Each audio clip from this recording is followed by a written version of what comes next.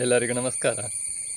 ಇವತ್ತಿನ ವಿಡಿಯೋದಲ್ಲಿ ನಾನು ಈ ಆಷಾಢ ಮಾಸ ಅಂದರೆ ಈ ಕರ್ಕಾಟಕ, ಈ ಆಟಿ ತಿಂಗಳಿನಲ್ಲಿ ಈ ಕೆಲವು ಸಸ್ಯಗಳ ಚಿಗುರುಗಳನ್ನು ಬಳಸಿಕೊಂಡು ಒಂದು ಚಟ್ನಿ ರೆಸಿಪಿಯನ್ನು ಮಾಡ್ತಾರೆ.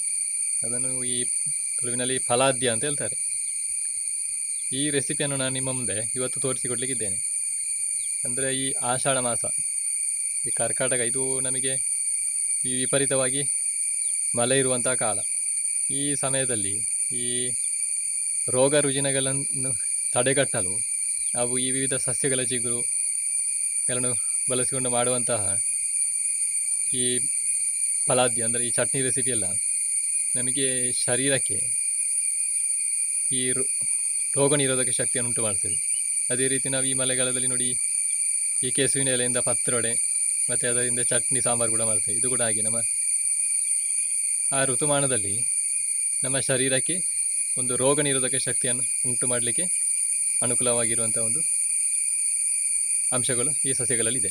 ಅದಕ್ಕಾಗಿ ಇದನ್ನು ನಾವು ಬಳಸುವಂಥದ್ದು. ಬನ್ನಿ, ಇವಾಗ ನಾನು ಸಸ್ಯಗಳ ಯಾವ ಈ ಗಿಡಗಳ ಚಿಗುರುಗಳನ್ನು ಬಳಸಿಕೊಂಡು ಇವತ್ತಿನ ಒಂದು ಈ ಚಟ್ನಿ ರೆಸಿಪಿಯನ್ನು ಮಾಡ್ಬೋದು ಅಂತೇಳಿ ನಿಮಗೆ ತೋರಿಸಿಕೊಡ್ತೀನಿ. ಬನ್ನಿ, ಇವಾಗ ಒಂದೊಂದೇ ಸಸ್ಯಗಳನ್ನು ಪರಿಚಯ ಮಾಡ್ತಾ ಹೋಗುವ. ನೋಡಿ, ಇಲ್ಲಿ ಈ ಕಾಡು ಕೇಪಲನ್ನು ಕಾಣ್ಬೋದು. ನೋಡಿ, ಈ ಥರ ಚಿಗುರುಗಳನ್ನು ಕೂಡ ನಾವು ಸಂಗ್ರಹಿಸಿಕೊಳ್ಬೇಕು. ನೋಡಿ, ಇದು ಕಾಡು ಕೇಪಲದ ಚಿಗುರನ್ನು ಕೂಡ ನಾನು ಇಲ್ಲಿ ಸಂಗ್ರಹಿಸಿಕೊಂಡಿದ್ದೇನೆ. ನೋಡಿ, ಇದು ನೆಕ್ಕರ ಅಂತ ಹೇಳ್ತಾರೆ. ನೋಡಿ, ಇದರಲ್ಲಿ ಈ ರೀತಿಯ ಒಂದು ಹೂವು ಆಗ್ತದೆ. ನಾವು ಇದರ ಚಿಗುರುಗಳನ್ನು ಕೂಡ ಸಂಗ್ರಹಿಸಿಕೊಳ್ಬೇಕು. ನೋಡಿ, ಈ ನೆಕ್ಕರೆ ಸಸ್ಯದ ಚಿಗುರುಗಳನ್ನೆಲ್ಲ ನಾವು ಸಂಗ್ರಹಿಸುವಾಗ ಆದಷ್ಟು ಕೇರ್ಫುಲ್ ಆಗಿರಬೇಕು. ಅದರಲ್ಲಿ ಈ ಹುಳಗಳೆಲ್ಲ ಇರ್ತದೆ, ಅದನ್ನೆಲ್ಲ ನೋಡಿ.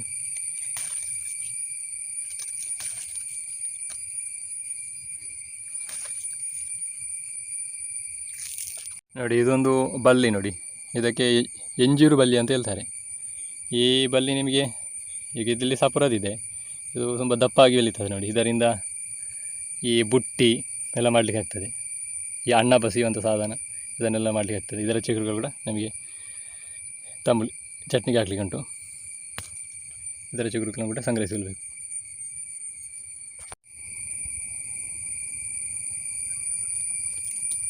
ಇದು ಒಂದು ನೇರಳೆ ಜಾತಿಗೆ ಸೇರಿದಂಥ ಮರ. ಇದನ್ನು ಕುಂಟಾಲೆ ಅಥವಾ ಕುಂಟ ನೇರಳೆ ಅಂತ ಕರೀತಾರೆ. ನೋಡಿ, ಇದರಲ್ಲಿ ಕೂಡ ನೋಡಿ ನಮಗೆ ಈ ನೇರಳೆ ಮರದಲ್ಲಿ ಹಣ್ಣಾಗುವಂತೆ ಹಣ್ಣಾಗ್ತದೆ. ನೋಡಿ, ಮಾತ್ರ ಹಣ್ಣಿನ ಗಾತ್ರ ಸಣ್ಣದಿರ್ತದೆ.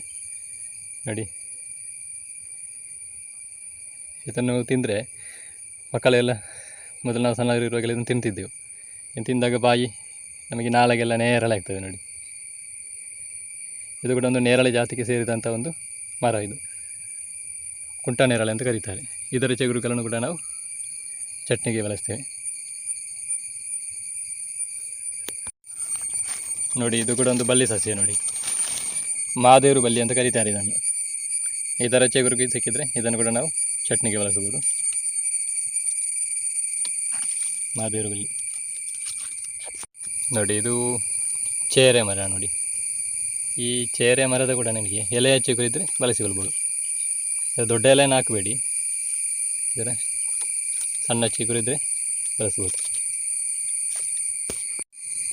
ನೋಡಿ, ಇಲ್ಲಿ ನಿಮಗೆ ಮರ ಕಾಣ್ಬೋದು. ಇದು ನಮ್ಮ ಪುನರ್ಪುಲಿ ಮರ. ನಾವು ಈ ಪುನರ್ಪುಲಿ ಅಥವಾ ಕೋಕಮ್ ಇದರಿಂದ ಈ ಜ್ಯೂಸ್ ಎಲ್ಲ ಮಾಡ್ತೇವೆ. ನೋಡಿ, ನೋಡಿ ಇದು ಅದರ ಎಲೆ. ನೋಡಿ, ಅದರ ಚಿಗುರನ್ನು ಕೂಡ ನಾವು ಈ ಚಟ್ನಿಗೆ ಸೇರಿಸಿಕೊಳ್ಬೋದು. ನೋಡಿ, ನಾನು ಇವಾಗ ಬೇರೆ ಬೇರೆ ಸಸ್ಯಗಳ ಚಿಗುರನ್ನು ಸಂಗ್ರಹಿಸಿಕೊಂಡಿದ್ದೇನೆ. ನಿಮಗೆ ಬೇರೆ ಸಸ್ಯಗಳ ಪರಿಚಯ ಇದ್ದರೆ ಇದನ್ನು ಕೂಡ ನೀವು ಆ್ಯಡ್ ಮಾಡ್ಬೋದು. ಆದರೆ ಒಂದು ವಿಷಯ, ಯಾವುದೇ ಗುರುತು ಪರಿಚಯವಿಲ್ಲದಂತಹ ಈ ಸಸ್ಯಗಳ ಚಿಗುರನ್ನು ಇದಕ್ಕೆ ನೀವು ಸೇರಿಸಬೇಡಿ. ಮನೆಯಲ್ಲಿ ಹಿರಿಯರೆಲ್ಲ ಇರ್ತಾರೆ, ಅವರಿಗೆ ಗೊತ್ತಿರ್ತದೆ ಹಿಂದೆ ಮಾಡಿರುವಂಥದ್ದು. ಅವರ ಮೂಲಕ ಕೇಳಿ ತಿಳಿದುಕೊಂಡು ಈ ಗೊತ್ತಿರುವಂತಹ ಸಸ್ಯಗಳ ಚಿಗುರುಗಳನ್ನು ಮಾತ್ರ ಸೇರಿಸಿ ಚಟ್ನಿಯ ರೆಸಿಪಿಯನ್ನು ಮಾಡಿ. ನಾನು ಸೇರಿಸಿದ ಇಷ್ಟೇ, ಇದಕ್ಕೆ ಚಿಗುರುಗಳನ್ನು ಸೇರಿಸಬೇಕಂತಿಲ್ಲ. ನಿಮಗೆ ಕೇಪಲದ ಚಿಗುರು ಮಾತ್ರ ಸಿಕ್ಕಿದ್ದು ಅದರಿಂದ ಮಾತ್ರ ಕೂಡ ಮಾಡ್ಬೋದು. ಅಥವಾ ಈ ಪೇರಳೆ ಚಿಗುರು, ಹೀಗೆ ನಾವು ದಿನನಿತ್ಯ ಬಳಸುವಂಥ ಸಸ್ಯಗಳ ಚಿಗುರನ್ನು ಇದಕ್ಕೆ ಉಪಯೋಗಿಸ್ಬೋದು. ಹಾಗೆ ನಿಮಗೆ ಯಾವುದೂ ಗುರುತು ಪರಿಚಯ ಇಲ್ಲದ ಸಸ್ಯಗಳ ಚಿಗುರನ್ನೆಲ್ಲ ಇದಕ್ಕೆ ದಯವಿಟ್ಟು ಬಳಸಲಿಕ್ಕೆ ಹೋಗಬೇಡಿ ಅಂತ ನಾನು ನಿಮ್ಮಲ್ಲಿ ಕಳಕಳಿಯಾಗಿ ವಿನಂತಿ ಮಾಡಿಕೊಳ್ತಿದ್ದೇನೆ. ಮನೆಯಲ್ಲಿ ಹಿರಿಯರ ಹತ್ರ ಎಲ್ಲ ತಿಳ್ಕೊಂಡು ನೀವು ಈ ಚಟ್ನಿ ರೆಸಿಪಿಯನ್ನು ಮಾಡಿ.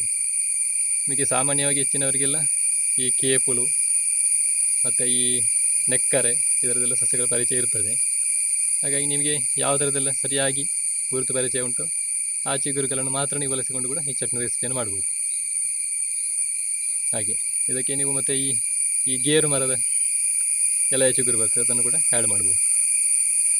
ಎಲ್ಲವನ್ನು ನೀವು ಇದಕ್ಕೆ ವಿಪರೀತ ಬಳಸಬೇಡಿ. ಚಿಗುರುಗಳೆಲ್ಲ ಒಂದೊಂದು ಸಸ್ಯದ 3-4 ಚಿಗುರೆಲ್ಲ ಸಾಕು. ಇಷ್ಟನ್ನು ಆ್ಯಡ್ ಮಾಡಿಕೊಂಡು ಈ ಚಟ್ನಿ ರೆಸಿಪಿಯನ್ನು ಮಾಡುವಂಥದ್ದು. ಬನ್ನಿ ಈಗ ಅದು ಯಾವ ರೀತಿ ಮಾಡೋದು ಅಂತೇಳಿ ನಾನು ವಿಡಿಯೋದಲ್ಲಿ ನಿಮಗೆ ತೋರಿಸಿಕೊಡ್ತೇನೆ. ಈ ರೀತಿ ನೀವು ಎಲ್ಲ ಸಸ್ಯದ ಚಿಗುರುಗಳನ್ನು 1-2 ಸಲ ಚೆನ್ನಾಗಿ ನೀರು ಹಾಕಿ ತೊಳ್ಕೊಳ್ಬೇಕು. ಯಾಕೆಂದರೆ ಅದರಲ್ಲಿ ಈ ಕ್ರಿಮಿ ಕೀಟಗಳೆಲ್ಲ ಇರ್ತವೆ. ಆದಷ್ಟು ಸ್ವಚ್ಛವಾಗಿ ಇದನ್ನು ತೊಳೆದ ನಂತರ ನಾವು ಚಟ್ನಿ ಮಾಡಲಿಕ್ಕೆ ಬಳಸಬೇಕು.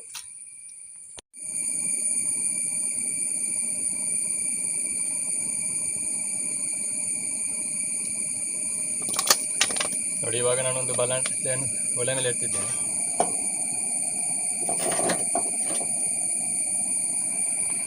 ನೋಡಿ, ನಾನಿಲ್ಲಿ 7 ಒಣಮೆಣಸನ್ನು ತಗೊಂಡಿದ್ದೇನೆ. ಇವಾಗ ನಾವು ಇದನ್ನು ಬಾಣಲೆಯಲ್ಲಿ ಸ್ವಲ್ಪ ಫ್ರೈ ಮಾಡಿಕೊಳ್ಬೇಕು.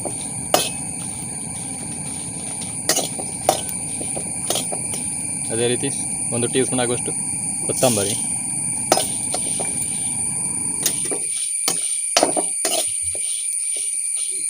ಒಂದು 10-15 ಕಾಳು ಮೆಣಸು,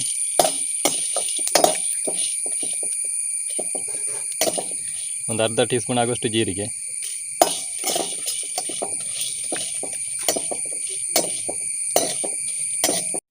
ನೋಡಿ 1 ಟೀ ಸ್ಪೂನ್ ಆಗುವಷ್ಟು ಓಂ ಕಾಳು ಇದೆ. ಇವಾಗ ಇದನ್ನು ಕೂಡ ಸೇರಿಸಿಕೊಂಡು ನಾವು ಫ್ರೈ ಮಾಡುವ. ನೋಡಿ, ಇವಾಗ ನಾನು ಮತ್ತೆ ಒಲೆ ಮೇಲೆ ಬಾಣಲೆಯನ್ನು ಇಟ್ಕೊಂಡಿದ್ದೇನೆ. ಇವಾಗ ನಾನು ಇದಕ್ಕೆ 1 ಟೀ ಸ್ಪೂನ್ ಆಗುವಷ್ಟು ತುಪ್ಪವನ್ನು ಹಾಕಲ್ತಿದ್ದೇನೆ. ನೋಡಿ, ನಾವು ಆವಾಗ ಸಂಗ್ರಹಿಸಿದಂತಹ ಎಲ್ಲ ಚಿಗುರು ಎಲೆಗಳನ್ನು ಇದಕ್ಕೆ ಹಾಕಿಕೊಂಡು ಇದನ್ನು ತುಪ್ಪದಲ್ಲಿ ಫ್ರೈ ಮಾಡಿಕೊಳ್ಬೇಕು.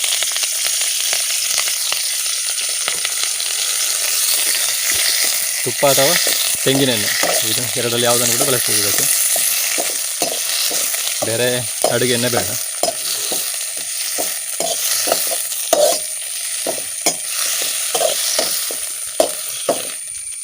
ನೋಡಿ, ಇವಾಗ ಚಿಗುರು ಎಲೆಗಳನ್ನೆಲ್ಲ ನಾನು ತುಪ್ಪದಲ್ಲಿ ಬಾಡಿಸಿಕೊಂಡಿದ್ದೇನೆ.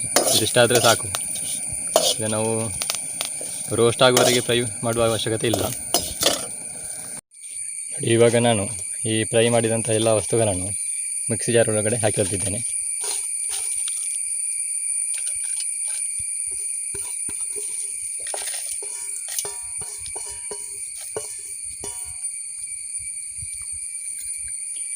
ನೋಡಿ, ಇವಾಗ ನೋಡಿ, ಗೋಳಿ ಗಾತ್ರದಷ್ಟು ಹುಣಸೆ ಹುಳಿ, ಒಂದು ಅರ್ಧ ನೀರುಳ್ಳಿ,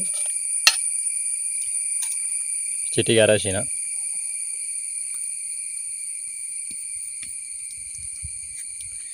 ಸ್ವಲ್ಪ ತೆಂಗಿನಕಾಯಿ ತುರಿ, ರುಚಿಗೆ ತಕ್ಕಷ್ಟು ಉಪ್ಪು. ಇವಾಗ ಇದಕ್ಕೆ ಸ್ವಲ್ಪ ನೀರನ್ನು ಸೇರಿಸಿಕೊಳ್ಳುವ. ಇದನ್ನು ನಾವು ಈಗ ಗ್ರೈಂಡ್ ಮಾಡಿಕೊಳ್ಳುವ. ನೋಡಿ, ಇವಾಗ ನಾನು ಒಲೆ ಮೇಲೆ ಮತ್ತೆ ಬಾಣಲೆಯನ್ನು ಇಟ್ಕೊಂಡಿದ್ದೇನೆ.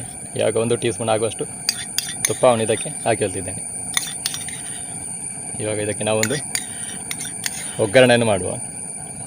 ತುಪ್ಪದ ಬದಲು ತೆಂಗಿನೆಣ್ಣೆ ಕೂಡ ಬಳಸ್ಬೋದು.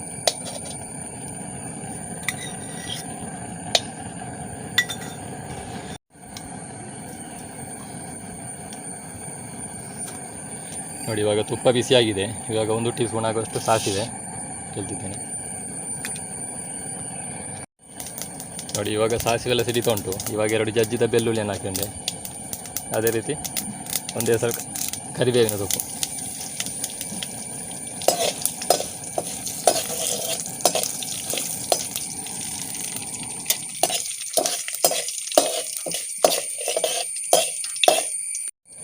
ನೋಡಿ, ಇವಾಗ ನಾವು ಗ್ರೈಂಡ್ ಮಾಡಿದಂಥ ಮಸಾಲೆನ ಇದಕ್ಕೆ ಸೇರಿಸಿಕೊಳ್ಳುವ.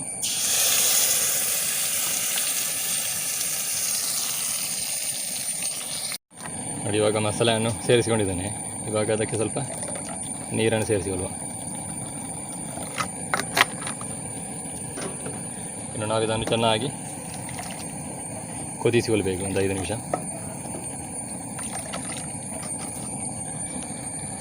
ಇದಕ್ಕೆ ಚಿಗುರು ಎಲೆಗಳ ಫಲಾದ್ಯ ಅಂತ ಹೇಳ್ತಾರೆ. ಇದನ್ನು ನೀವು ಗಟ್ಟಿಯಾಗಿ ಗ್ರೈಂಡ್ ಮಾಡಿ ಈ ಚಟ್ನಿ ಕೂಡ ಮಾಡಿ ಬಳಸ್ಬೋದು. ಹಾಗೆ ಇದರ ಚಟ್ನಿ ಕೂಡ ಮಾಡ್ಬೋದು, ಅದೇ ರೀತಿ ಈ ರೀತಿಯಾಗಿ ಫಲಾದ್ಯ ಕೂಡ ಮಾಡ್ಬೋದು. ನೋಡಿ, ನಮ್ಮ ಫಲಾದ್ಯ ಚೆನ್ನಾಗಿ ಕುದಿ ಬಂದಿದೆ. ಒಂದು 3-4 ನಿಮಿಷ ಇದನ್ನು ಚೆನ್ನಾಗಿ ನಾನು ಕುದಿಸಿಕೊಂಡಿದ್ದೇನೆ. ಇವಾಗ ಒಲೆಯಿಂದ ಕೆಳಗೆ ಇಳಿಸಿಕೊಳ್ಳುವ. ಬಿಸಿ ಬಿಸಿ ಅನ್ನದ ಜೊತೆಗೆಲ್ಲ ಹಾಕೊಂಡು ಊಟ ಮಾಡಲಿಕ್ಕೆ ಇದೊಂದು ಬೆಸ್ಟ್ ಆಗಿರುವಂಥ ಒಂದು ರೆಸಿಪಿ. ನೋಡಿ, ಇವಾಗ ನಮ್ಮ ಚಿಗುರು ಎಲೆಗಳ ಫಲಾದ್ಯ ರೆಸಿಪಿ ತಯಾರಾಗಿದೆ. ಇವಾಗ ಸ್ವಲ್ಪ ಅನ್ನದ ಜೊತೆಗೆ ಕಲಿಸ್ಕೊಂಡು ಟೇಸ್ಟ್ ನೋಡುವ.